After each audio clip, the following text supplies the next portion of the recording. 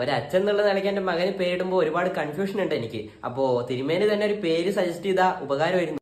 എങ്ങനത്തെ പേരാ ഉദ്ദേശിക്കുന്നത്? സിമ്പിൾ ആയിരിക്കരുത്, വെറൈറ്റി ആയിരിക്കണം. പിന്നെ പേര് വിളിക്കുമ്പോഴും വായിക്കുമ്പോഴും എല്ലാവന്മാരും ഒന്ന് വേർക്കണം. എന്നാ ഉഷ്ണേഷ് കുമാർ എന്നിട്ടോ?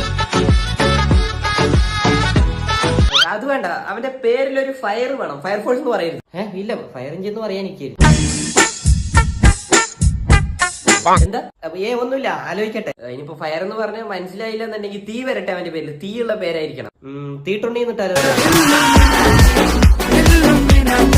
എന്തൊക്കെയാണോ താൻ പറയുന്നത്? ഒരു കൊച്ചിന് ഇങ്ങനെയാണോ പേരിടുക? സോറി, ഇത് പറഞ്ഞതിന് ഇത്ര ചൂടാവുന്ന ഭാഗ്യം തീട്ടപ്പന്നി എന്ന് പറയാനിരുന്നത്.